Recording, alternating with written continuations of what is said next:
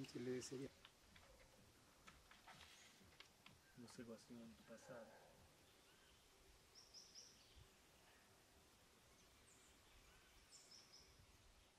A ideia de hoje é apresentar e comentar o texto A Crisis da Educação, de Hannah Arendt.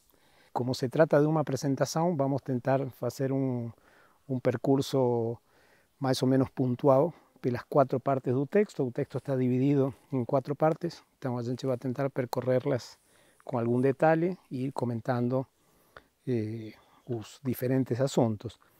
É um texto bastante polêmico, onde a Hannah Arendt faz uma crítica muito forte nos Estados Unidos à educação progressista. Então isso poderia aparentemente colocar ela em uma posição política conservadora. No entanto, não é tão fácil se amarrar a essas classificações. Assim, justamente o que significa o progressismo político e o conservadorismo político ou educacional em matéria do que ela vai tratar no próprio texto. Mas é verdade que é um texto polêmico que de alguma maneira um pouco inclassificável, mas me parece que essa é uma das virtudes, não? A maioria dos textos que pensam seriamente e que vão até o fundo das questões não são textos que a gente possa classificar tão facilmente. E, sobretudo, me parece que quando se lê um texto de fundamento, digamos, um texto filosófico que abre uma teoria nova, também não, o interessante não é concordar ou discordar do texto, sino pensar junto com o texto, que o texto faça pensar e nos ajude a pensar o mundo, que abra um pouco a compreensão sobre o mundo.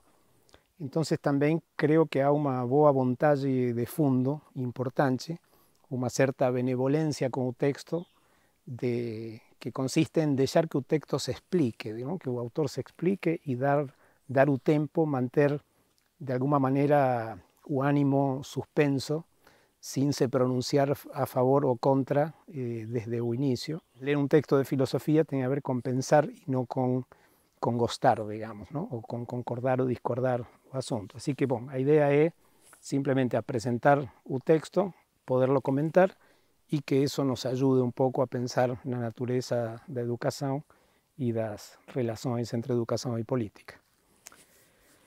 Então, vamos tentar então abrir um pouco a conversa do texto. Vocês querem assinalar alguma coisa ou comentar alguma coisa nesse sentido?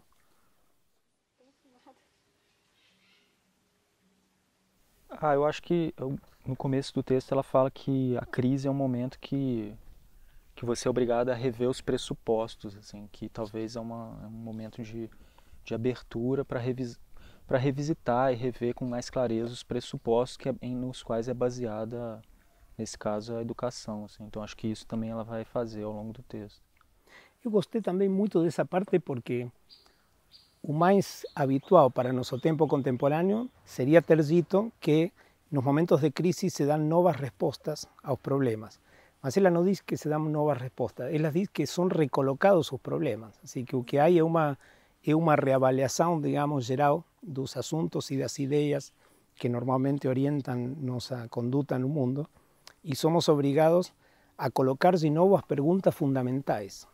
E nesse recolocar, a essência que aparece de novo é a natalidade, o fato de que chega gente nova no mundo o tempo todo.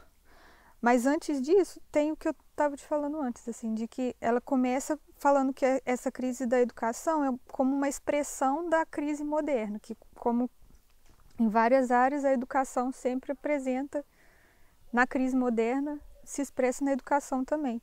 E aí fiquei com isso, assim, de que ela já despeja a crise, assim, mas eu não entendo bem, né, de qual crise moderna ela está falando, dessa sucessão de crises da modernidade. E o texto é complexo porque eu acho que ela faz uma análise como de diferentes dimensões, não? Por uma parte, o primeiro ponto é o ponto onde ela situa o contexto estadunidense dos anos do final da década dos 50 e uma crise de educação da qual, em seu momento, estava, digamos, falando a mídia, assim, uma crise que se colocava como como uma coisa muito forte para a sociedade norte-americana desse momento.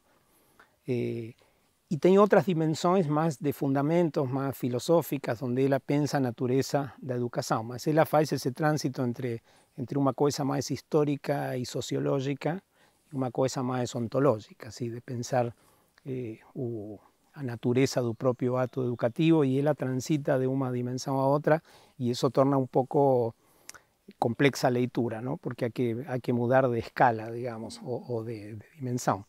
Mas ese primer punto, que es donde ella coloca o contexto da crisis norteamericana, acho que merece que a gente converse un poquinho porque ayuda a situar o resto.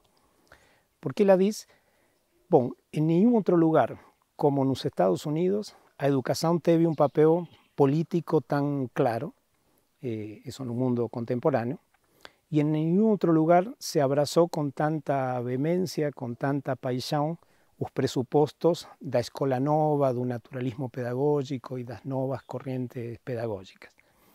Por tanto, diz, también en ningún otro lugar se desenvolvió tanto y tan prontamente un sistema universal de ensino público, o cual torna a los Estados Unidos, digamos, para ella un lugar especial para pensar ese papel político da educação. Só que, no final da década de 50, comienza a haber una suspeita de que todos esos presupuestos progresistas que originaron ese sistema público, universal, y fueron abrazados con tanto entusiasmo, parecen no dar cuenta, y ellos están a vera de una especie de contrarreforma, digamos. Otra vez, una cosa que a gente vive, yo diría así, periódicamente, mas se comienza a falar outra vez da necessidade de voltar aos conteúdos fundamentais, a língua, a matemática, que as crianças não brinquem, sino que façam o trabalho pedagógico como um trabalho e que desenvolvam certas habilidades. Então, há um tom, digamos, de uma espécie de volta a uma educação mais tradicional e un questionamiento de los presupuestos progresistas en los cuales el sistema educacional norteamericano se fundó. Entonces, me parece que ese es el contexto de la crisis, ¿no? La crisis de educación es una crisis no solo contemporánea, sino también estadounidense, en ese momento en que ella coloca el asunto.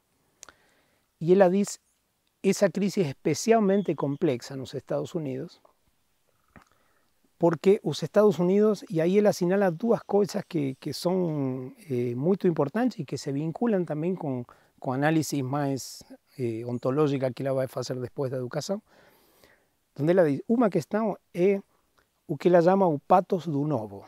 Dice, ¿no? Así, los Estados Unidos tienen un entusiasmo exuberante por todo aquello que es nuevo. No es propio de los Estados Unidos, y ahí conecta un poco con eso que vos decía, Mayara, é uma coisa que tem a ver com a modernidade. Assim, a modernidade é o lugar onde a gente quebrou os laços com a tradição e colocou o presente, o instante e a ruptura com o passado como fundamento, de alguma maneira, da cultura. Tem um livro de Otávio Paz que se chama Os Filhos do Barro, onde ele escreve dos artigos se chama A Tradição da Ruptura. E ele diz isso, não? En todas as épocas houve rupturas, mas todas as rupturas consistían en denunciar uma situação e enunciar outra, ¿no? E colocar alguma coisa no seu lugar. Só que a modernidade fez da ruptura o próprio princípio, ¿no? No rompeu com uma coisa para colocar outra, sino que rompeu e colocou a ruptura como fundamento. Portanto, a modernidade fez da ruptura uma tradição, diz Otávio Paz, ¿no? Que talvez assim dialoga muito com isto que está dizendo Hannah Arendt. A modernidade tem a ver com essa quebra da tradição, que é uma questão que ela vai tratar um pouco mais na frente. Mas, sobretudo nos Estados Unidos, ou melhor dito, eu diria, isso vale para a América como um todo. A América foi, desde a conquista da América, a terra prometida, digamos, ¿no? O lugar do futuro. De fato, isso é uma coisa curiosa, agora já fazendo um comentário e saindo um pouquinho do próprio texto da Hannah Arendt. Cuando Cristóforo Colombo llegó a las costas de América, o que él acreditó ter visto fue un paraíso terrenal, ¿no? Y él dice, eles son aquí, hoy, como nós éramos nos tempos de Adán y Eva. esa idea de que América es de algún lugar, de alguma maneira, o lugar de saída, o paraíso terrenal, o lugar da inocência, mas também o paraíso que se encontrará no final da história, não? Porque a narrativa judeo-cristã é circular. A gente saiu do paraíso, mas a gente voltará, pelo menos os justos voltarão. Então, América é ao mesmo tempo um lugar arcaico, o lugar do selvagem, do primitivo, da barbárie, mas também é um lugar de construção dos sonhos e a utopia. Por isso também a utopia é um gênero nascido das narrativas de viagem que se produziram nos primeiros anos da conquista da América. Então, essa ideia de América como um lugar de futuro vale para toda a América, mas é muito forte na narrativa de construção política dos Estados Unidos.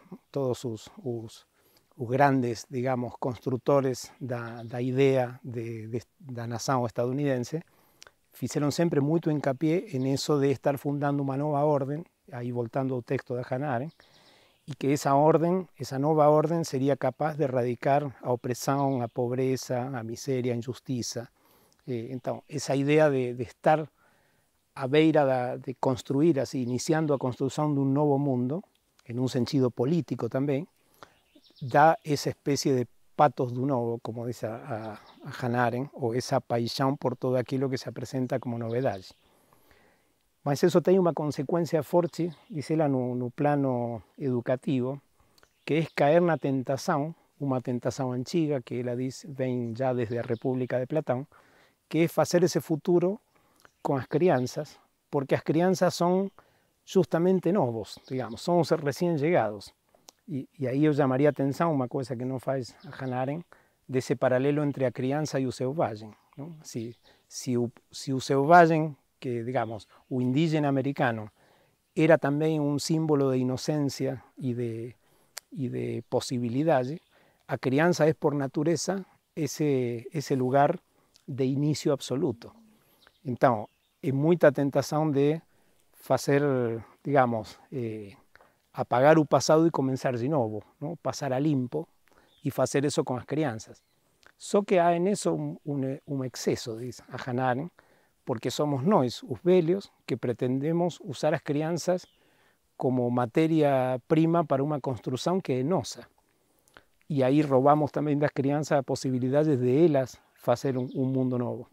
Então ele diz, bom, o problema é essa confusão, é pensar que nós, enquanto velhos, digamos, enquanto adultos, representantes do mundo existente, pretendemos capturar a sua novidade para nossa própria construção. Então ele diz, não, aí há que separar as coisas. Assim, o mundo velho é o nosso e também merece ser protegido, mas são as crianças que deverão renovar esse mundo a cada vez. Não? Mas aí estou avançando um pouco, mas ela destaca esse entusiasmo estadunidense pelo novo.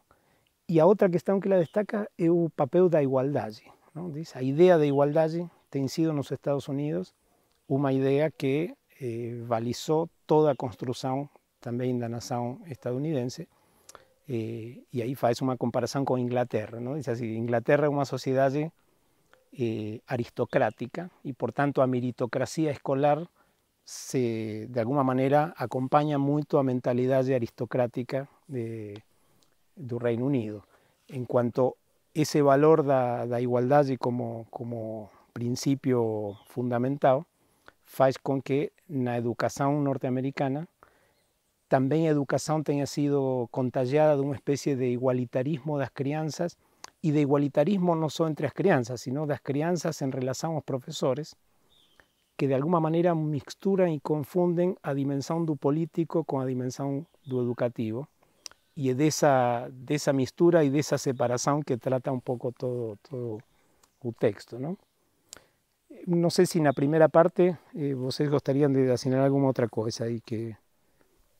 Sim, eu acho que vale a pena às vezes voltar um pouco nessa questão da educação, da diferença entre educação e política, quando ela fala também que quando você deseja educar, quando ela está falando da política vista como educação, né?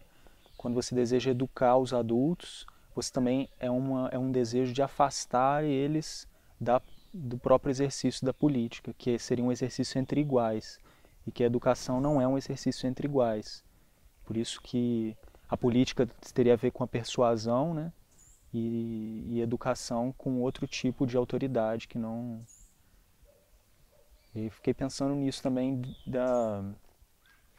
não sei se vale a pena você falar um pouco disso, mas dessa concepção política de sempre ter a criança como a promessa da nação. Assim, Eu sinto que o reverso disso, assim, a questão teria como dois lados da medalha, não?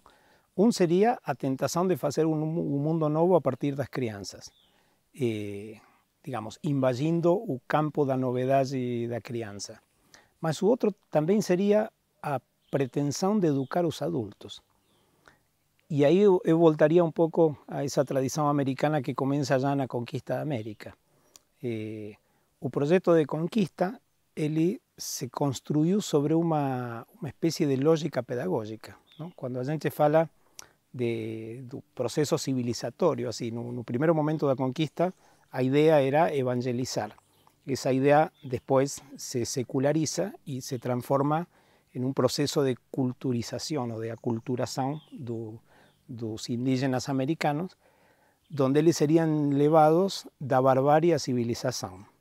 E isso também vale para a relação entre as classes dominantes e as classes subordinadas. Assim, essa ideia de que há que educar ao povo, para Hannah Arendt também é um excesso. Digamos, não? É tão excessivo como pretender fazer das crianças iguais no sentido político. Ela diz, as crianças não são iguais, elas precisam ser protegidas, a outra lógica. Aí podemos entrar daqui a pouco nisso. Mas justamente os adultos não podem ser educados, porque se educar um adulto é ofensivo, digamos, não? Poderíamos colocar o exemplo assim, se eu pretendo educar a minha esposa, eu estou cometendo um erro. Assim, minha esposa é minha companheira na educação de meus filhos, mas não é minha filha mais velha, não? Assim, haveria um erro conceitual, digamos, nessa tentativa de educar aqueles que são iguais. É ofensivo. É bem intencionado, mas ofensivo. Então, me parece que essa é outra advertência que resulta muito interessante no texto da Hannah Arendt. Assim, esse projeto, e é um projeto que até hoje é muito forte, não? A pretensão de educar as classes populares, ou a pretensão de educar os estrangeiros, é uma pretensão totalitária do ponto de vista político, não? E o que resultaria natural e tranquilo em relação às crianças, assim, educar uma criança, protegê-la, apresentar-lhe o mundo, transferido ao plano político se torna um projeto opressivo, embora amável, digamos, não? Até poderia ser feito isso. Bom, obviamente a conquista da América não foi tão amável assim, mas eu quero dizer, não se trata apenas da violência, se trata de uma pretensão mais complexa, que é a pretensão de educar os adultos, porque isso os tira do campo da igualdade, não? O próprio da política, o próprio da relação entre adultos, dirá Hannah Arendt, é a persuasão. Eu posso convencer meus colegas, convencer a minha esposa, eu posso convencer meu vizinho, mas não posso educá-lo.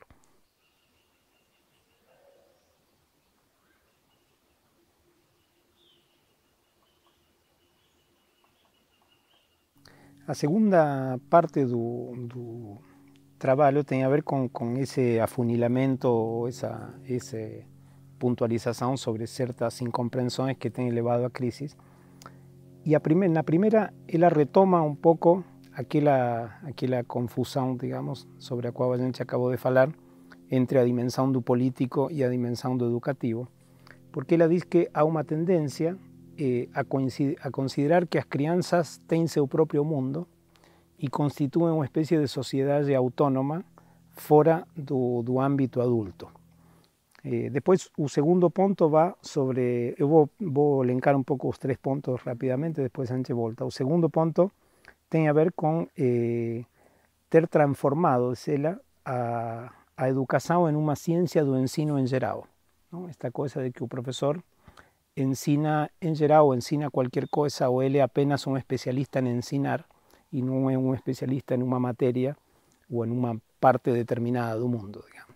E a terceira é o pressuposto também muito ligado ao pragmatismo de que se aprende fazendo e não lendo e não estudando, não? Que o aprendizado deve passar pelo fazer e não necessariamente pelo estudo teórico, digamos, tradicional. E junto com isso a ideia de que o próprio da criança é o brincar e não se engajar seriamente nas coisas, sino que a natureza da criança faz com que, se ela tem um mundo próprio, esse mundo é um mundo de brincadeira e não um mundo de estudo, digamos, não? Bem, então podemos retomar, se vocês quiserem um pouco ir comentando os três. Eu achei que no primeiro ponto, o que me pareceu mais interessante é que parece que é uma atitude generosa de deixar as crianças por si próprias, né? Mas que na verdade ela diz assim, que as crianças são banidas do mundo dos adultos.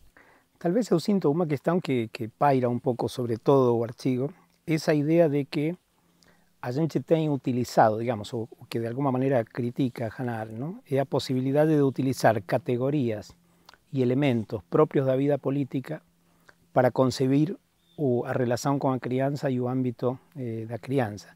Então, essa ideia de pensar, por exemplo, as crianças como uma espécie de classe social, ¿no? Pensar as crianças como a classe obrera e reproduzir na relação entre o adulto e a criança uma espécie de relação entre a classe operária e a classe, digamos, do capital, ¿no? e os donos do capital. Esse tipo de transferência de categorias próprias do âmbito político, a realidade da relação criança-adulto, me parece que o que ela diz de alguma maneira desconhece a natureza específica da relação criança-adulto, e isso é o que ela vai tentar de alguma maneira começar a destrinchar a partir do tópico 3, que é a parte mais propriamente filosófica, digamos, ¿no?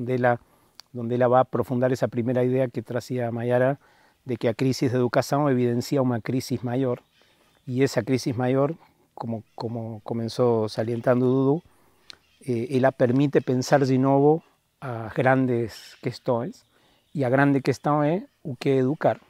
E ela diz, bom, a educação tem a ver com a natalidade, não? Com a chegada de novas pessoas ao mundo, e aí ela vai um pouco aprofundar todo isso, mas sobretudo nesses três tópicos que são mais pedagógicos, mais digamos, das incompreensões de cunho pedagógico que se dão nesse momento da crise e que tem levado, segundo ela, a crise, aparece sempre essa espécie de invasão do campo do político educacional e da educação apolítica, não? Como decíamos, por uma parte a pretensão de educar adultos e por outro lado a pretensão de ler o mundo, interpretar o mundo da criança com categorias políticas que são de outro cunho, digamos, não? De outro âmbito. E no segundo tópico eu achei que é importante essa questão que ela fala sobre a autoridade, porque parece que ela, em vários momentos no texto, fala de novo sobre a questão da autoridade. E no segundo ponto ela fala que o professor que ensina, esse professor que aprende, na verdade, a ensinar, ele sabe pouco mais do que os alunos. E é retirada do professor a fonte mais legítima da sua autoridade, que é saber mais e ser mais competente. Eu achei que isso, ela diz, não é a única fonte da autoridade do professor, mas é uma fonte muito legítima de autoridade, né? Que vai se perdendo com esse... E ela depois, um pouco mais na frente no texto, ela fala de duas fontes, digamos, de autoridade, não? Conectando com o que você diz. Uma teria a ver com o próprio saber, o ter deixado de enfatizar a matéria de estudo, digamos, o domínio que o professor tem sobre a sua própria matéria. Ter pensado o estudo em geral acaba fazendo do professor alguém que não se pode admirar, digamos, não? Porque eu diria que tem um pouco a ver com isso. Quando a gente vai aprender alguma coisa, a gente é movido por uma certa admiração, não? Sei lá, não sei, alguém se encanta com o violão e pretende aprender violão, mas esse encantar-se com o violão sempre está relacionado com alguém que toca violão. Então, se encantar com o violão é se encantar também com alguém que sabe desenvolver essa arte. Sem essa admiração pelo professor, é muito difícil aprender violão. Assim, se você quiser aprender violão de alguém que você não admira, e haja que não toca bem o violão, a coisa se torna muito mais difícil. Então, há sempre na relação tradicional, digamos, de aprendizado, um componente de admiração que não estaria quando o professor é um professor que ensina coisas em geral e que não consigue mostrar, digamos, um domínio, uma arte em nenhuma coisa em particular. Então, que não exista essa mestria, digamos, essa maestria por parte do professor, tiraria muito da sua autoridade, não? No sentido em que você escuta com cuidado aquele que você admira e não escuta com o mesmo cuidado a qualquer um, não? Ou pelo contrário, alguém que você acha que não faz bem as coisas, que é displicente, que... Mas a outra fonte de admiração que ela retoma um pouco mais na frente é a questão de, digamos, tomar uma responsabilidade pelo mundo, que me parece também muito interessante. Ela diz, bom, a gente obedece, digamos, de alguma maneira, obedecer é uma forma de reconhecer a responsabilidade que o outro toma sobre si.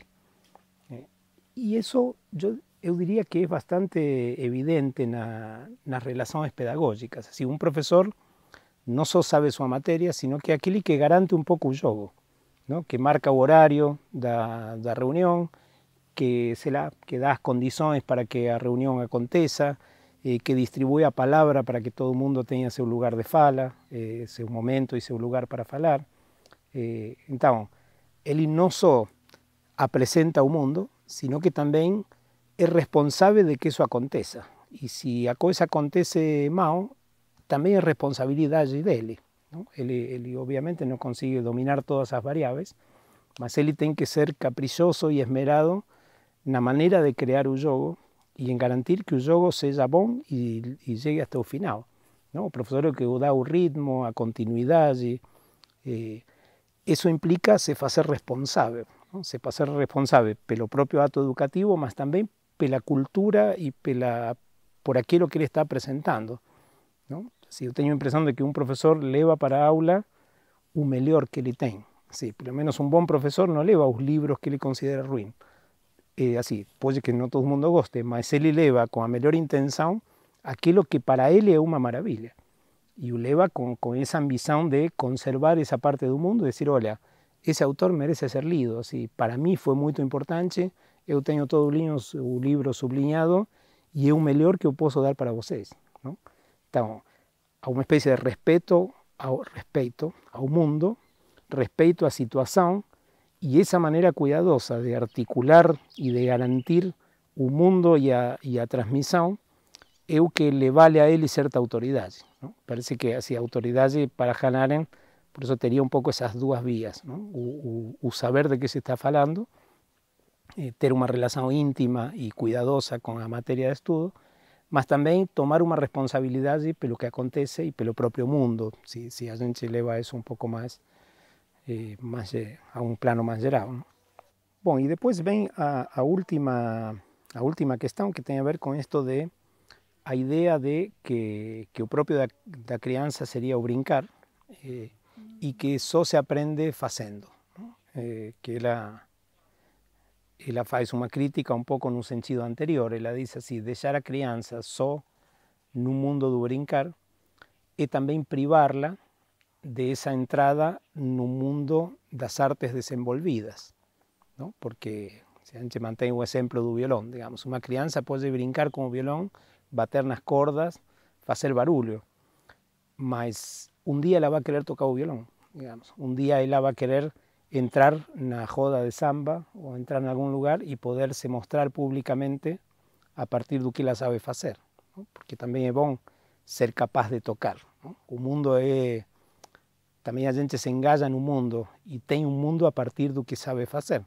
Então, se ninguém cultiva a arte de tocar, ninguém sabe ler música e ninguém sabe construir violões, a roda de samba não existe. Agora, é muito bom poder sentir essa potência de ser capaz de fazer alguma coisa, mas para isso a gente tem que tocar de verdade, digamos, não fazer como que se toca, sino tocar de verdade. Então, de alguma maneira, isso não precisa ser feito de uma forma cruel, ni muito menos. Assim, essa entrada pode ser uma entrada amorosa, mas implica o rigor de uma atenção e uma disciplina sustentada no tempo, que não é a brincadeira livre. Não? Então, me parece que alguém tome responsabilidade pelo jogo, como no outro ponto falava, né? Claro, y también introducir a la propia crianza a tomar esa responsabilidad, es decir, a saber que para que el samba continúe a existir, alguien tiene que saber tocar, digamos, ¿no? Así, tenemos os que só sabemos escuchar, mas alguien tiene que saber tocar y hacer eso con cuidado y con cariño, digamos. E parece que ela deixa, não sei, faz aparecer uma coisa para mim que eu não imaginava, de que é isso, de que, por exemplo, aprender a língua como se fosse a língua materna, ela diz que ela não sabe nem se é possível ou se seria bom, porque privar, né, a criança desse aprendizado mais trabalhoso, como você estava falando, de manter ela num nível infantil, de que ela aprende as coisas porque ela está no meio das coisas. Assim, né? Não... Eu sinto que aí há como duas dimensões diferentes, estou pensando isso agora, ¿no? Que há uma passagem à consciência das coisas, ¿no? Porque nessa distinção que a Hannah Arendt faz entre o âmbito familiar e o âmbito público e da política, há duas coisas diferentes. Se a gente mantém o exemplo da música, eu sinto, bom, eu lembro, por exemplo, reuniões à noite de meus pais cantando com amigos, tocando violão, e eu adormecendo no sofá de casa, e são como muito entranháveis, ¿no? Essa coisa de ter vivido a música de uma maneira ambiental, digamos, como você aprende a sua língua materna, é uma sensação muito prazerosa. E sem esse momento, talvez não haveria nunca interesse pela música, não? Bom, eu não sou músico, toco duas músicas no violão, mas tenho um irmão músico, mas eu quero dizer, depois de adulto, a gente desenvolveu uma relação com a música. Mas é verdade que talvez não teria tido um encantamento com a música se eu não tivesse nas minhas lembranças de infância uma presença da música mais ambiental e mais contagiante, que não era nem jogo, eu diria, não? Não só não era estudo, sino que não era nem jogo. Assim, eu não jogava com a música, simplesmente vivia a música como parte da atmosfera familiar. Então, talvez o encantamento posterior que leva a uma relação estudiosa, sistemática e disciplinada se ancora nessas primeiras experiências de encantamento. Mas é verdade que aí há uma transferência e que justamente, como diz a Hannah Arendt, a escola faz a transferência entre esse mundo protegido e cálido, onde uma criança pode crescer tranquila e onde não é demandado dela nada mais que esteja viva, não? A esse outro âmbito onde você tem que saber fazer coisas, tem que ter uma obra própria para mostrá-la ante o mundo e aparecer ao mundo com uma obra própria, não? Como uma coisa própria. O problema é que se isso é feito prematuramente, e em um momento ela diz, as crianças, os filhos de pessoas muito famosas costumam sofrer muito, porque são expostas à vida pública, à luz do público, prematuramente. Então, está bom, assim, é como quando alguém começa a botar, não sei, a criança que tem 6 anos e começa a tocar o violão e bota no YouTube, digamos, assim. Espera aí, ela precisa mais tempo, assim, deixa ter, digamos, a música como uma companheira irresponsável, digamos, ¿no? En ese sentido de no ter que se mostrar a partir de eso durante un tempo. Mas é verdade que a escola debe fazer articulação, assim, a escola não deveria, segundo a Hannah Arendt, manter a criança nesse universo simplesmente atmosférico durante toda a vida, sino poder fazer a passagem para que em alguma hora ela possa tomar uma responsabilidade sobre o mundo. Mas as duas coisas têm seu lugar, não? Me parece que quando ela fala do não brincar, o que ela quer dizer é a escola não é o lugar da brincadeira livre, a escola é o lugar onde há uma passagem entre esse mundo familiar, atmosférico, ambiental da brincadeira, onde está naturalmente a brincadeira, e um mundo mais sistemático, disciplinado. E o que diferencia isso é um certo ganho de consciência, não? Porque para poder, voltando ao exemplo da língua, que é o exemplo que a própria Hannah Arendt coloca, poderíamos dizer, qual é a diferença entre aprender uma língua em casa e aprender uma língua, digamos, e estudar uma língua? Que estudar uma língua implica a consciência da própria língua, não? Incluso da língua própria. Quando a gente aprende a escrever, a gente tem uma consciência da própria língua como objeto, não? A própria língua sai da espontaneidade inconsciente, digamos, se coloca sobre a mesa na forma de um caderno, um lápis, um alfabeto, uma gramática, um dicionário, e a gente começa a ter uma consciência da língua que faz da língua uma coisa exterior, faz da língua um objeto de estudo. Então, me parece que há uma... Quando ela diz, está, digamos, pode ser até prático isso de aprender uma língua imersa num contexto ambiental, mas a escola tem a ver com a consciência da língua, não só com aprender a língua, não? Sino com ser consciente de que a língua existe e com enxergar um pouco o prodígio que a língua é em si própria. E isso é só quando a gente bota a língua afora de nós e fazemos dela um objeto. Então a escola teria um pouco essa função, bom, isso de tornar consciente aquilo que na vida privada é um pouco sombrio. E ela usa muito essa metáfora da sombra e da luz, não? Diz todo que nasce, isso já na parte 3, não? Diz tudo que vive, e não apenas a vida vegetativa, emerge da obscuridade. Por mais forte que seja a sua tendência para se orientar para a luz, aquilo que é vivo necessita da segurança da obscuridade para alcançar a maturidade. E aí desenvolve com a história dos filhos de pais famosos. Assim. Porque ela diz, a luz do público, diz em um momento, esmaga também a criança, não? Assim, mas ela usa um pouco essa metáfora do público, tem a ver com a luz, com a visibilidade, com se mostrar, e o privado tem a ver com as sombras, com o que fica oculto, protegido, e onde você não é exposto à pressão dos olhares. ¿No? Porque, sei lá, todos os que somos adultos temos já essa consciência de que não é fácil suportar o olhar alheio. Se o olhar alheio é um fogo também, não? Estar excessivamente exposto é uma coisa complicada e muitos dos conflitos afetivos que as crianças têm na escola têm a ver com isso, com o bullying, digamos, essas coisas contemporâneas têm a ver com se expor ao olhar externo. Em casa você está tranquilo, digamos assim, em casa você não é constantemente julgado ou não deveria, não?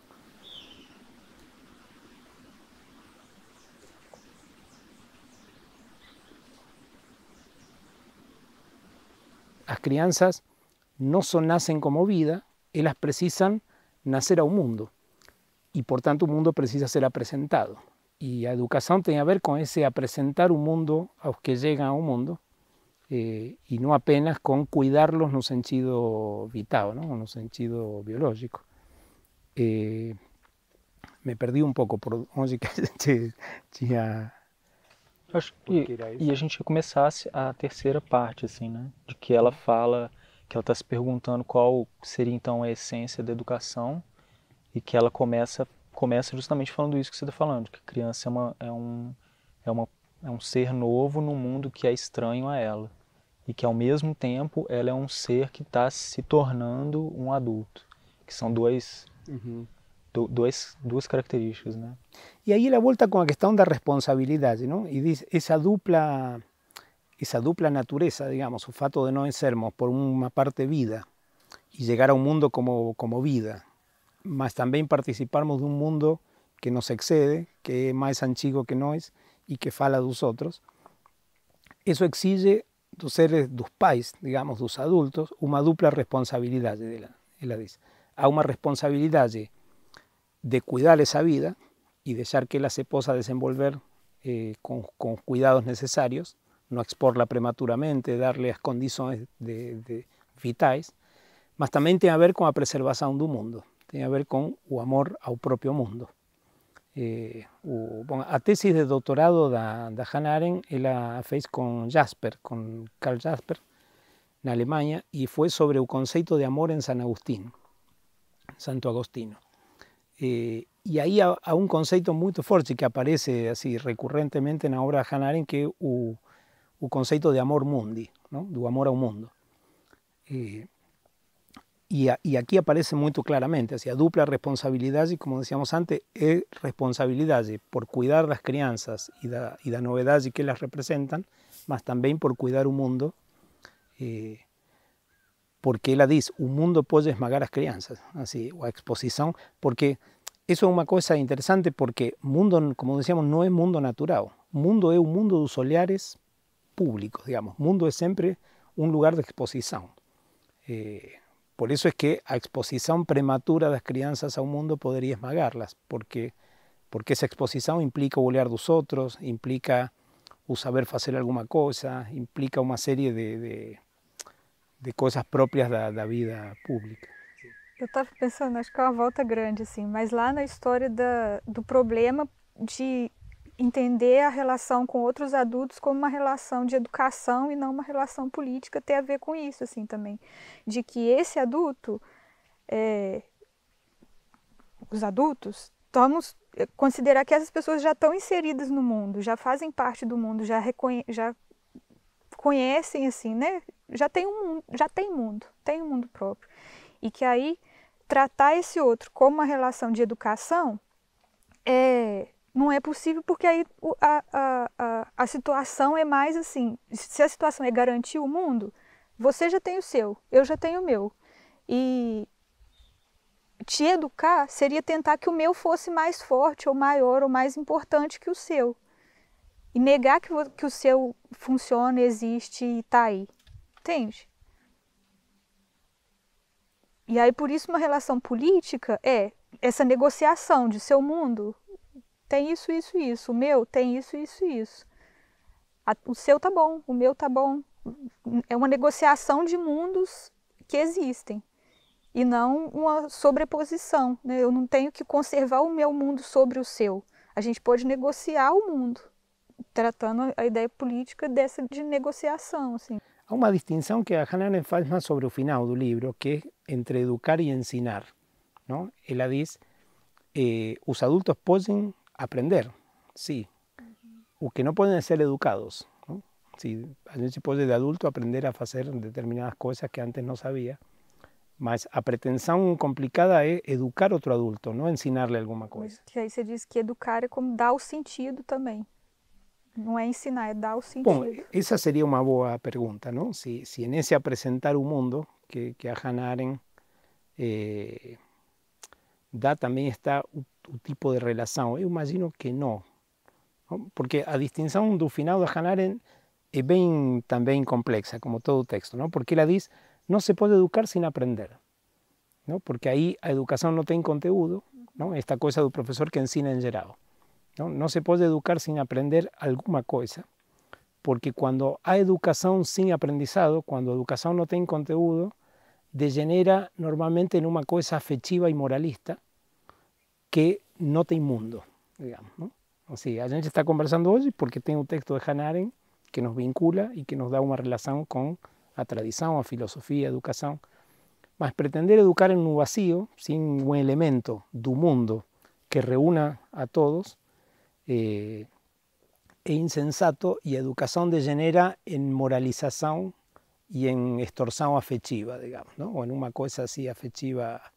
O Paulo Freire também diz assim, ninguém educa a ninguém, os seres humanos se educam juntos com a mediação do mundo, não? E essa última parte da mediação do mundo é interessante. Se não há mundo comum, o processo é simplesmente uma influenciar-se de uma pessoa a outra. É mais parecido a um processo publicitário que a um estudo. O estudo precisa de alguma coisa. Então ela diz, não há maneira de educar sem ensinar. Alguma coisa tem que ser ensinada. Mas sí existe o contrário, sí se pode ensinar sem educar. E isso aconteceria entre adultos. Entre adultos a gente se pode ensinar mutuamente coisas, mas ninguém educa a ninguém, digamos. Habría que persuadirse, en todo caso. É difícil como essas peças se compõem, não? Mas é verdade que dá a pensar muita coisa, assim, que seria entre adultos se ensinar na persuasão, não? E não necessariamente, não sei, eu sinto minha amizade sempre com pessoas queridas funciona muito assim, a gente se ensina coisas no sentido em que se mostra, não? De assinalar, assim, sei lá, eu conheço um novo livro e logo vou conversar com meu irmão, meus irmãos, meus amigos, ou com as próprias pessoas do grupo de pesquisa, a mostrar o que eu descobri. Não? Há como uma espécie de prazer em compartilhar, é como ver um bom filme sozinho. ¿No? A gente dá vontade de ligar a alguém e falar, olha, estou aqui vendo, assim, porque a maravilha precisa ser compartilhada, porque senão é menos real, porque justamente como a realidade também depende do olhar do outro, tenho a impressão de que para a gente acabar de disfrutar, digamos, ¿no? De curtir uma realidade, precisa de mais olhos, assim, precisa de que ela esteja no mundo público. Mas aí não há educação. Si a gente simplesmente se mostra coisas, se ensina coisas, se influencia mutuamente, se contagia de entusiasmo e de coisas, mas não há pretensão de educação. Assim, não há pretensão de que o outro se conduza no mundo e veja o mundo como eu gostaria. O sea, eu reconheço que é sutil a diferença, mas para mim fica bastante claro essa possibilidade de compartilhar, mostrar, se ensinar coisas entre adultos, sin que exista uma influência maior que se possa, digamos, chamar de educação. Ela fala num momento, na terceira parte, de que parece que existiu uma aproximação, principalmente pela emancipação dos trabalhadores, do que era antes uma função vital da sociedade reservada a uma esfera íntima, que isso passa para a esfera pública. E ela fala que isso no mundo, né, que é o único mundo, no mundo dos adultos, foi uma coisa boa, porque promove o direito de ver e ser visto dos trabalhadores, que antes que estavam restritos à esfera do privado. Mas que ela fala que isso chega até as crianças, que o problema é que isso chega até as crianças numa mistura entre o público e privado na esfera social. Sim, sim, porque isso tem muito a ver com uma questão que a Hannah Arendt desenvolve mais no livro da condição humana. Sim, no segundo capítulo, acho que é da condição humana, ela faz bem essa separação no mundo grego, não? Na antiguidade, entre o mundo da família, o oikos, o lar, e o mundo público, que seria o mundo da cidade.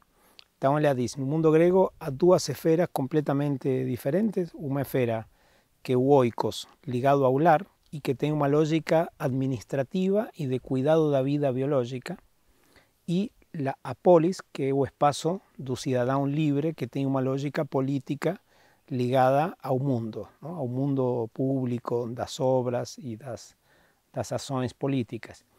Então, nesse mundo do lar, no oikos, a lógica é administrativa e é uma lógica mais hierárquica. Não? Tem o chefe de família, digamos, que ele administra de alguma maneira a família, e essa família implica as mulheres, as crianças e os escravos. Não? E toda a administração desse espaço privado não se mistura com o espaço público. Então, de aí vem a palavra economia. A palavra economia vem de oikos, que significa lar, não? ou casa.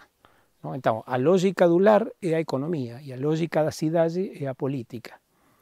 Essa esfera da vida privada era propriamente a esfera da economia, mas com o advento da modernidade, diz a Hannah Arendt, esses dois espaços, da economia e da política, da família e da cidade, começam a se misturar e dão origem a outro espaço, que é o espaço social, que é uma mistura de político e econômico, onde há ao mesmo tempo uma lógica, digamos, econômica e política. Nessa mistura é verdade que as mulheres e os trabalhadores, no mundo grego os escravos, digamos, que pertenciam ao âmbito do privado, hacen sua aparição na esfera pública. Então, a possibilidade da mulher, digamos, votar, trabalhar, faz com que ela se torne uma cidadã livre, coisa que era impensada no mundo grego. Assim, o mundo do homem livre era do homem mesmo, digamos, era masculino. E os trabalhadores também. Não? Os trabalhadores fazem sua aparição na esfera do jogo político. Só que isso, que para a mulher e para o trabalhador é um ganho, digamos assim, é importante que as mulheres e os trabalhadores possam ter saído desse âmbito da economia e do privado para o âmbito da política, não é tão claro para as crianças, não? Assim, não se aplicaria, mas acho que também é um pouco uma continuação a isso de que conversamos mais cedo, de que enxergar a relação adulto-criança a partir da perspectiva, digamos, política da relação de classes, por exemplo, entre trabalhadores e capitalistas, seria um erro e um exagero, não?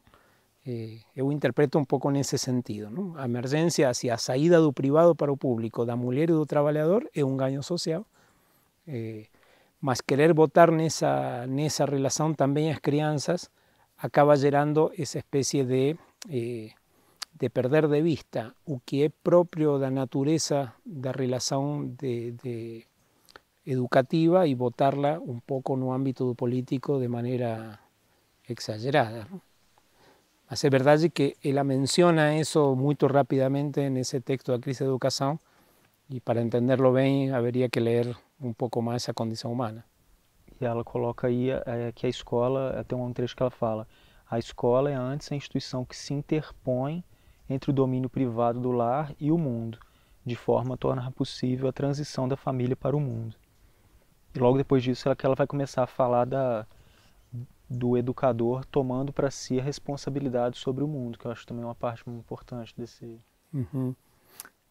É que eu me referia um pouco a essa parte quando Macedo decía esto, que há uma dupla responsabilidade pelo mundo e uma responsabilidade que tem a ver com a competência, digamos, com o domínio da arte. Ele aqui enfatiza mais essa ideia da responsabilidade pelo mundo.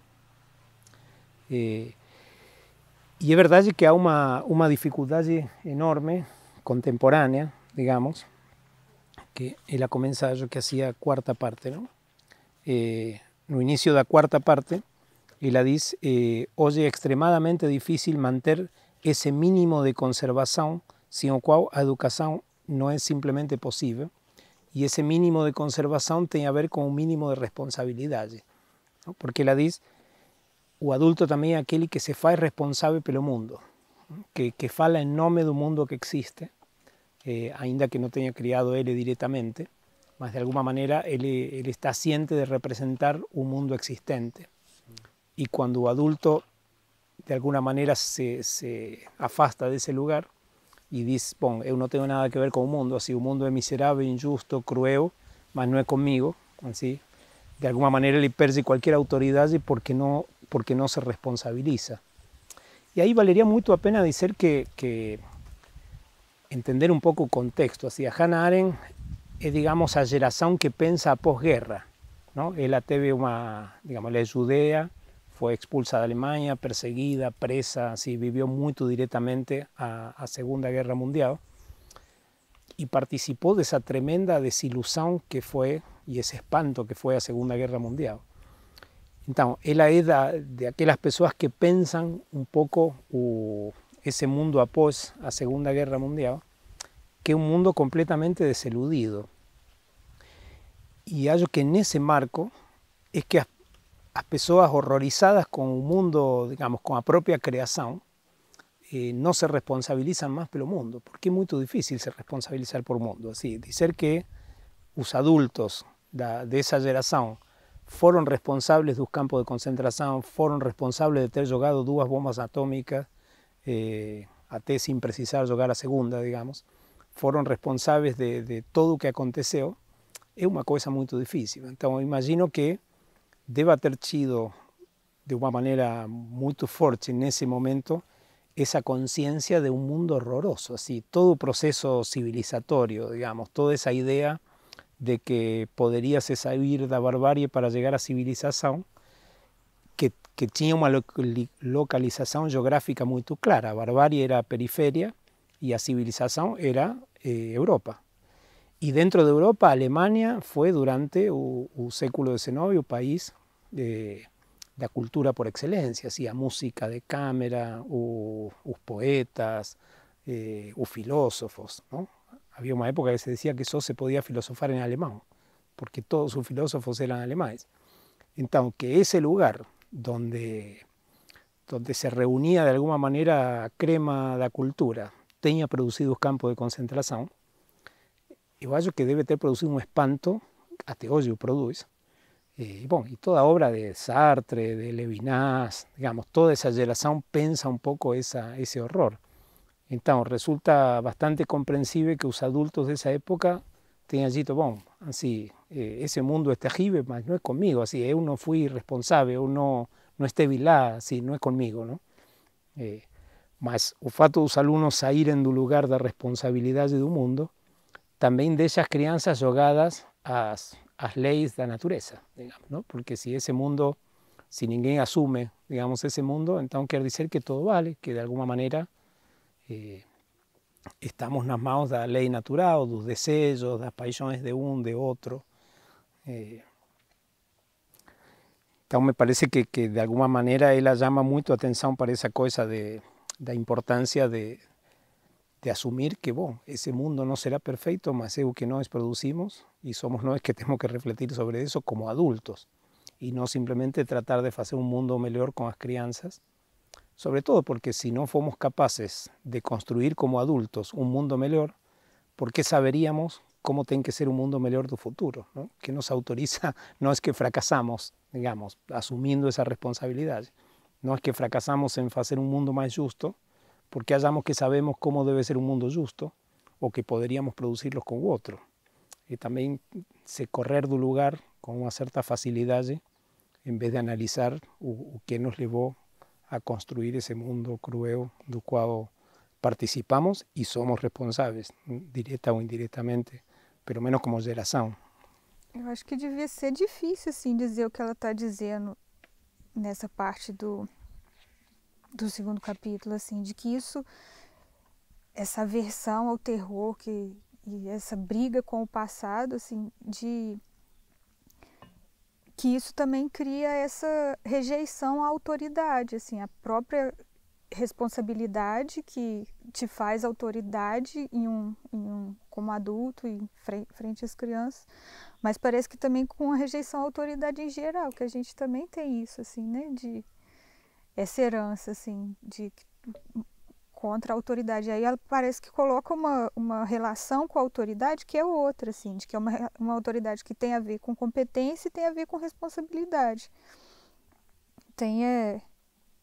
Nesse parágrafo ela diz, todos sabemos como as coisas hoje estão no que diz respeito à autoridade. Seja qual for a atitude de cada um de nós relativamente a esse problema, é óbvio que a autoridade já não desempenha nenhum papel na vida pública e privada.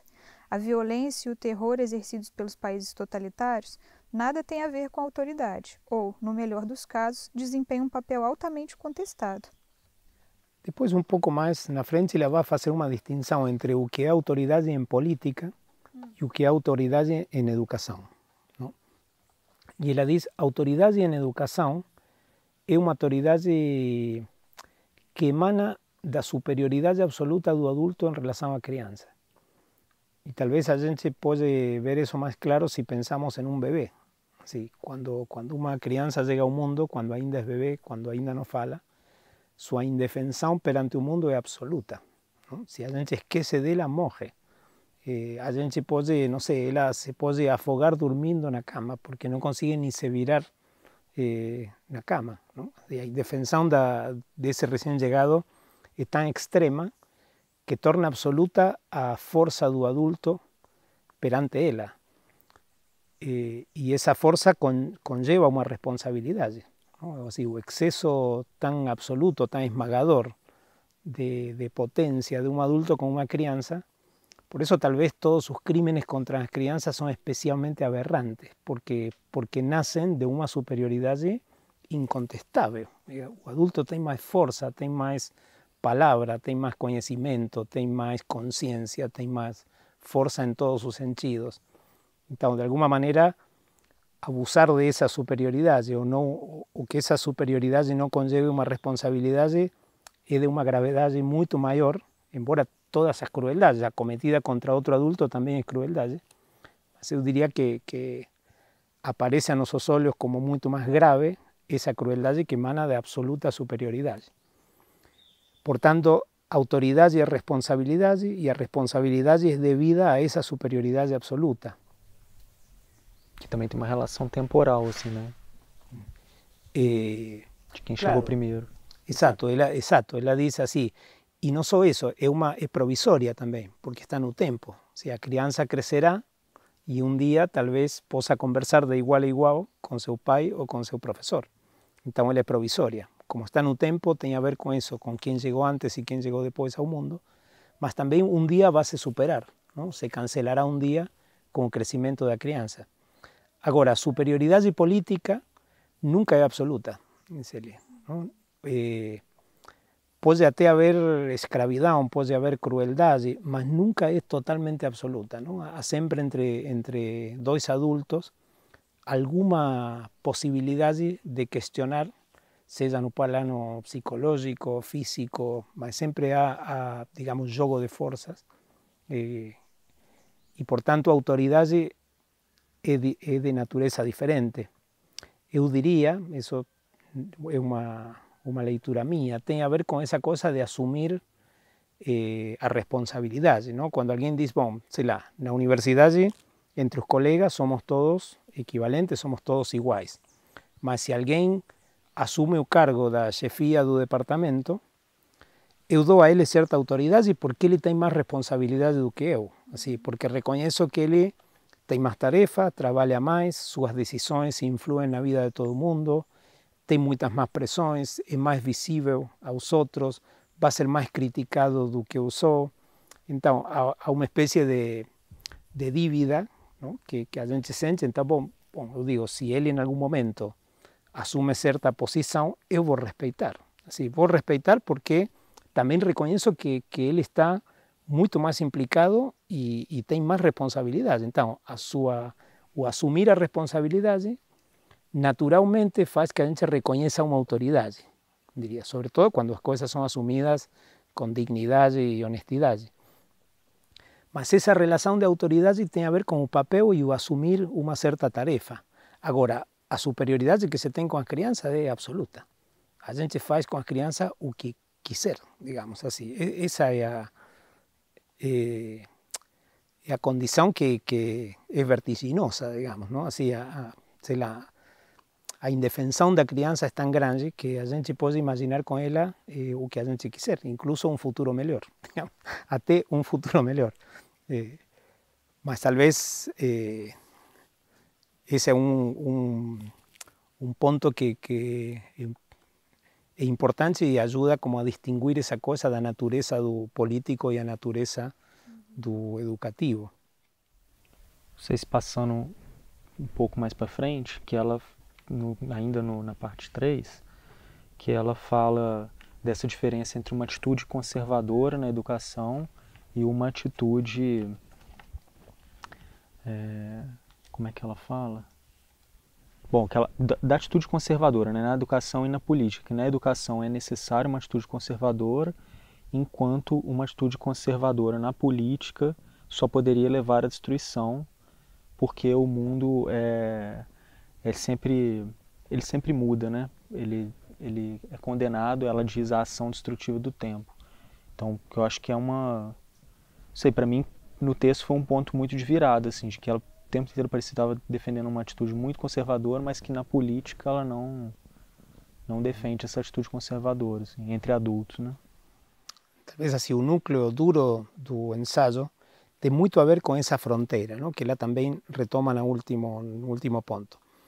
De poder traçar uma fronteira entre o âmbito da escola e do cuidado, digamos, e o âmbito do público, da persuasão e da visibilidade. E ela percorre essa fronteira de várias formas, não? Incluso essa fronteira vale para essa questão da conservação e a mudança, porque, como você dizia, ela diz, bom, na educação, sem um mínimo de conservação não se pode educar, e sem um mínimo de autoridade não se pode educar. Assim,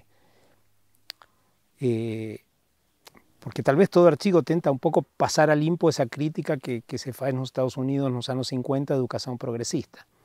Então ela diz, bom, não dá para ser, digamos, para fazer da da democracia ou da igualdade, e nesse sentido, o critério educacional na educação, não? Porque a educação sem um mínimo de cuidado, de autoridade e de tradição não funciona, não? Bom, temos que falar um pouco mais sobre a questão da tradição, que também é outro ponto.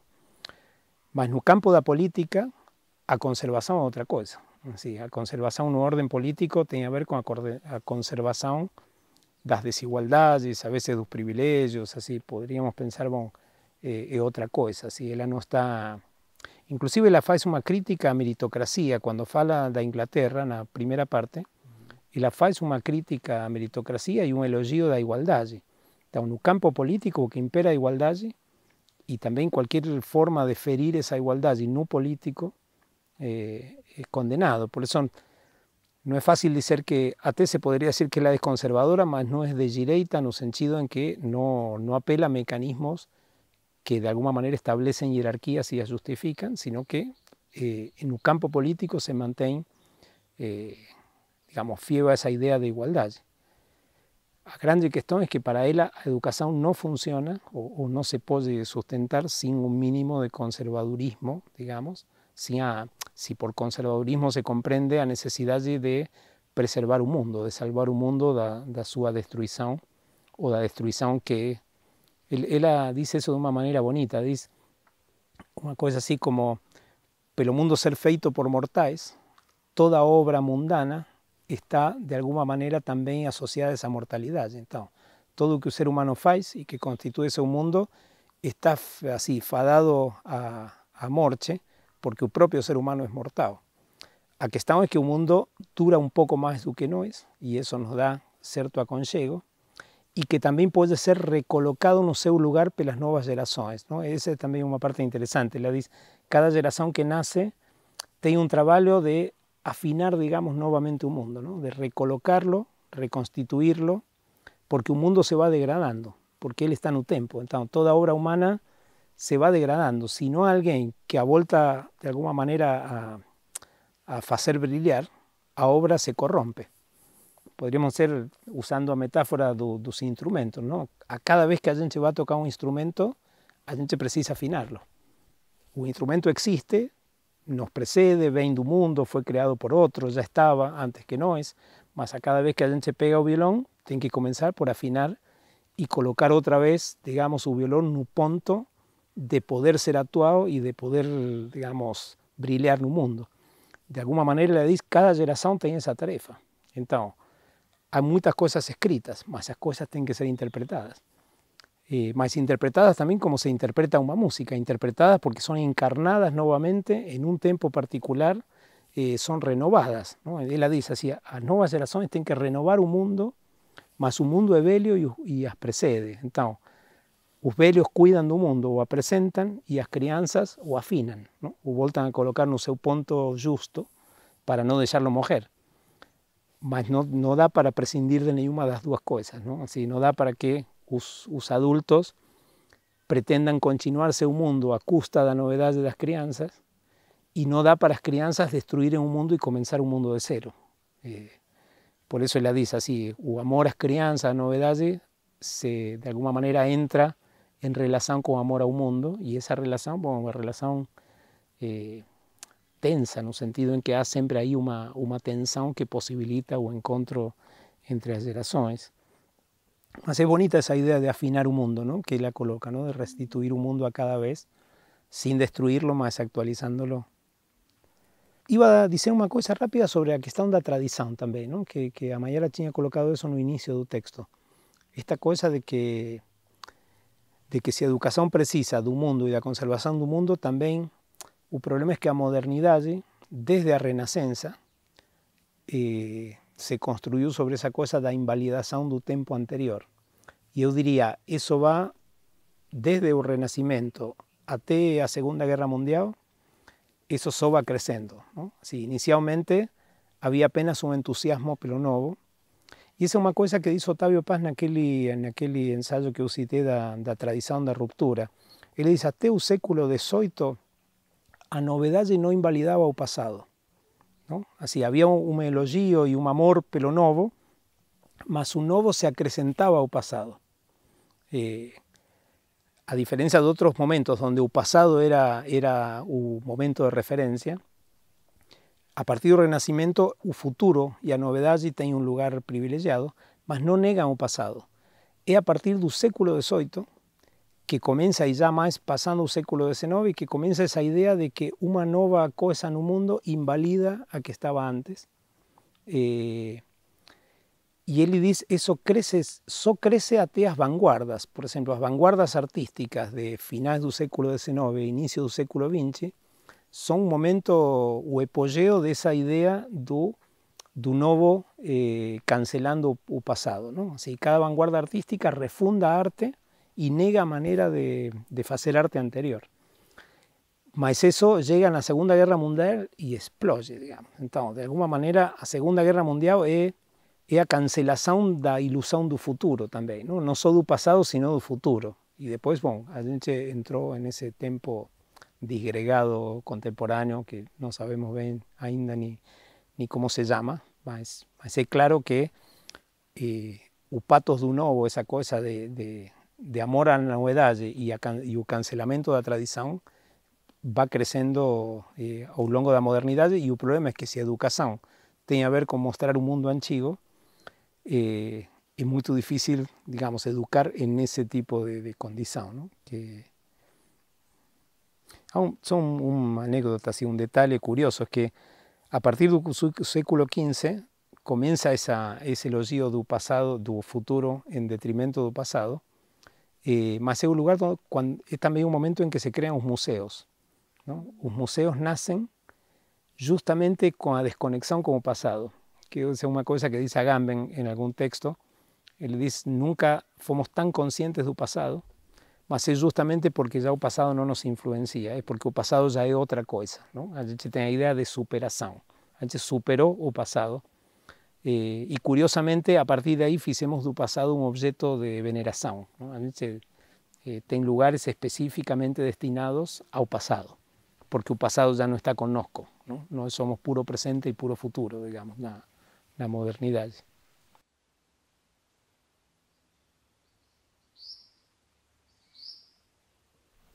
Tem um trecho que eu acho legal, que eu gostei, começando a parte 4, que ela falando isso sobre o passado, né? A crise de autoridade na educação está intimamente ligada com a crise da tradição, isso é, com a crise da nossa atitude face a tudo que é passado. Para o educador, esse aspecto é especialmente difícil, uma vez que é a ele que compete estabelecer a mediação entre o antigo e o novo, razão pela qual a sua profissão exige de si um extraordinário respeito pelo passado. Coloca o professor, né, como esse mediador entre o passado e o novo, que é representado pelas crianças. Que decía, la llega, me parece, en esa cuarta parte como a un no problemático, porque ella dice, el problema es que sin tradición y sin autoridad no hay educación posible, mas al mismo tiempo la educación tiene que se hacer en un mundo donde ya no vigoran ni a tradición ni a autoridad. Por tanto, el problema es cómo resolver eso, porque esa situación no voltará atrás, ¿no? Y ella dice, antigamente, en el Imperio Romano, y ella da varios ejemplos, había una coincidencia entre la tradición y la autoridad, y toda cultura, más sobre todo la política, se cimentaba sobre esa idea. Hay un momento donde cita a Plinio, ¿no? A Polibio, y dice que segundo Polibio, educar es apenas permitir a alguien ser digno de sus antepasados, ¿no? La frase es preciosa, así, impresionante, ¿no? Educar es permitir a alguien se hacer digno de sus antepasados. Mas en eso también coincidía a perfección política. Digamos. De alguna manera el pasado era un modelo tanto para política cuanto para educación. Entonces todo coincidía de una manera relativamente armoniosa, y no había entonces tensión entre la política y la educación. Así, la educación podía tener un papel político porque las dos se orientaban al pasado, tanto a conservar un mundo como para atingir a perfección, porque a perfección ya estaba en el pasado, ¿no? Entonces, mejorar era siempre voltar, ¿no? En esa idea de que los antepasados eran un modelo para o qual a gente devia atender. Então, alguém podia aperfeiçoar uma arte e, aperfeiçoando uma arte, imitava os antepassados. Nessa cosmovisão, não havia nenhuma desarmonia entre educação e política. O problema se dá hoje, digamos, em nossos tempos, na modernidade, onde essas coisas deixam de coincidir. Então, a educação precisa da tradição e da autoridade, e a política já não se pode fundar na autoridade e na tradição. E aí, acho que esse é o problema da educação, da crise da educação, assim dito em poucas palavras, que ela chega só ao final do texto, não? E ele diz, essa situação da política é irreversível. Não? Assim, não adianta ser conservador em política. Não adianta tentar recuperar na política a autoridade da tradição. Isso não vai voltar. Como muito, a podemos preservar na educação. Mas aí a distância entre educação e política se torna uma distância de natureza, digamos, não é só de grau. Assim, a educação não é a preparação, bom, ou é de alguma maneira, mas o que eu quero dizer é que elas têm critérios diferentes para ser julgadas e pensadas. E você ia dizer alguma coisa? Não, era sobre essa parte mesmo, que do bom que seja diferente, assim, parece que ela coloca. Fala, o domínio da educação, porque ela é muito incisiva, assim, né? Ela fala, o domínio da educação deve ser radicalmente separado dos outros domínios, em especial da vida política e pública. Dessa forma, podemos aplicar exclusivamente ao domínio da educação o conceito de autoridade e a atitude relativamente ao passado que lhes são apropriadas, mas que, no mundo dos adultos, deixaram de ter validade geral e já não pode pretender voltar a tê-la. Que era isso que você dizia, assim, né, de deixar o problema a questão, né, da autoridade e da tradição onde lhe cabe, que é a educação, e essa preservação da igualdade no mundo político, né? Uhum. E aí libera o mundo político do autoritarismo, que tem mais a ver com uma relação de conservação do mundo do que com subjugar nesse sentido, né? Bom, e aí vem uma frase forte e enigmática que eu gostaria de que a gente tente interpretar, não? Porque depois dela dar essas conclusões, começa a fazer uma espécie de resumo, já bem para o final. E a primeira frase desse resumo é: ensinar às crianças, diz, que há que ensinar às crianças o que é o mundo, iniciá-las no mundo, mas não iniciá-las na arte de viver. Desculpem. Ele diz: é importante, então, ensinar à criança o que é o mundo, mostrar o mundo para as crianças, mas não iniciar-nas na arte de viver, que é, assim, por demás polêmica, ¿no? O potente, no sé. ¿Cómo ustedes interpretaron esa frase?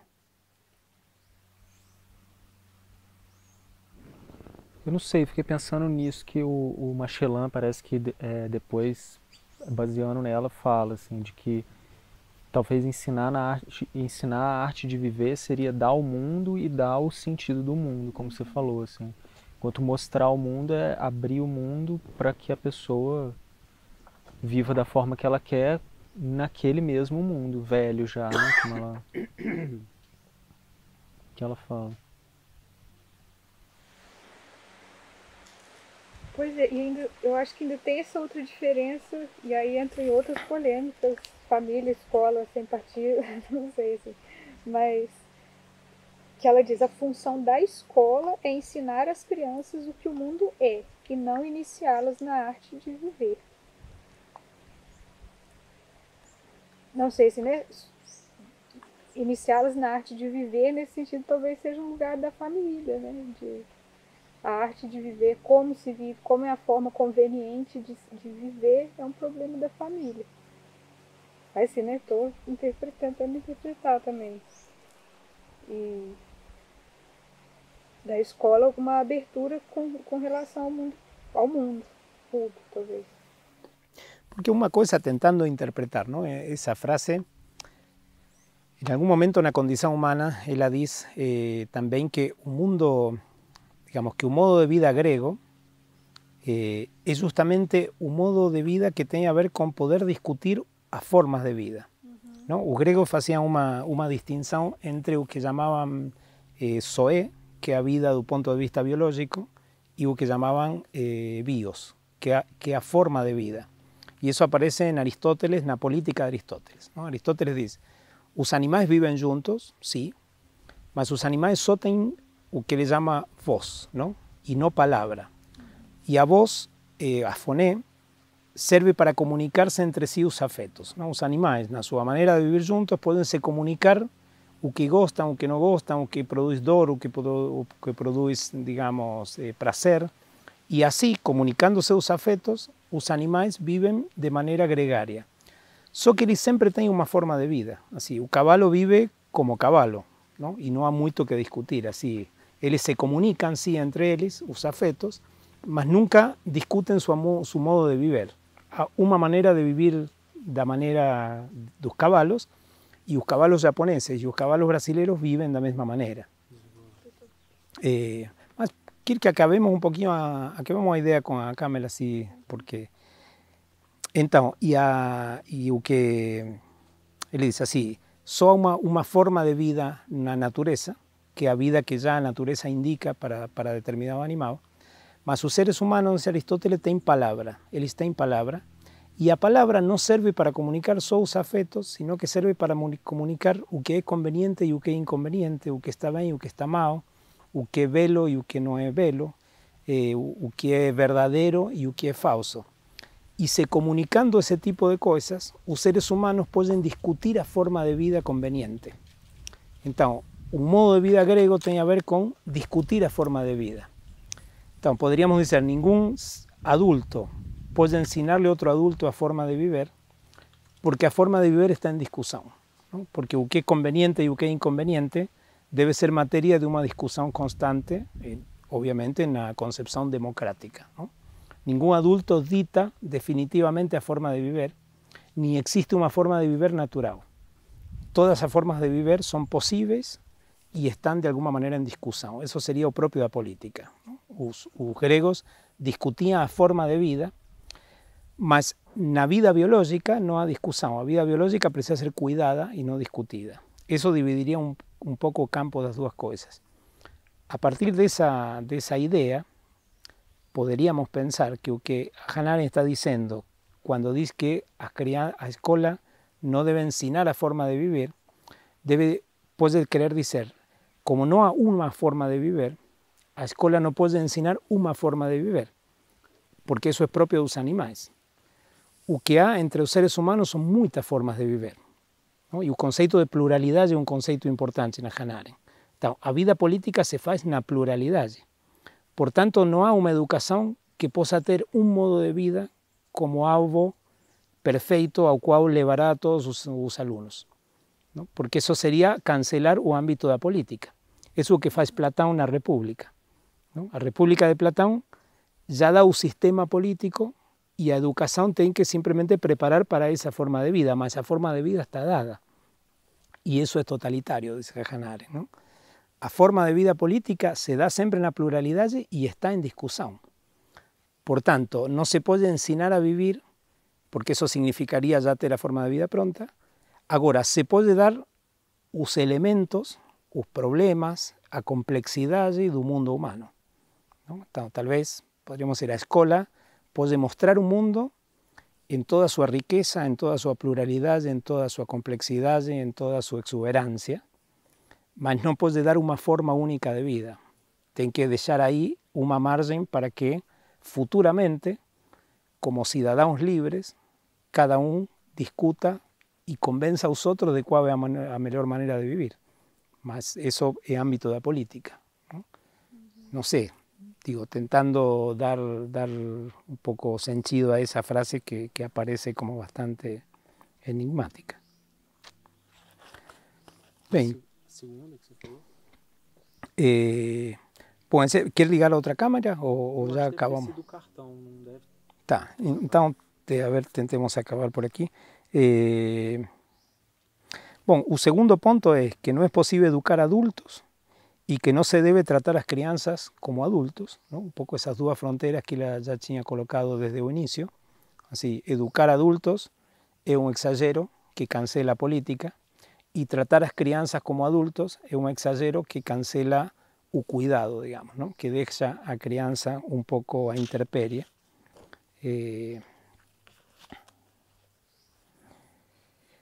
Ahí dice aquella otra frase después que yo cité más cedo, donde dice, no es posible educar sin ensinar alguna cosa, porque hay educación degenera en una especie de influencia afectiva y moralista.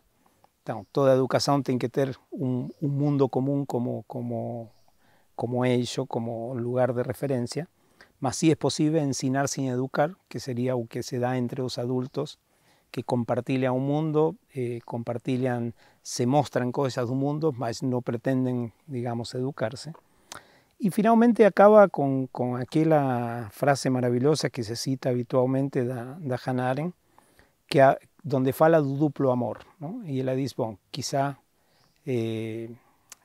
desculpa, ¿quer ler você, Mayara, esse último trecho que eu acho que merece ser lido? A educação é, assim, o ponto em que se decide se ama suficientemente o mundo para assumir responsabilidade por ele e, mais ainda, para o salvar da ruína que seria inevitável sem a renovação, sem a chegada dos novos e dos jovens.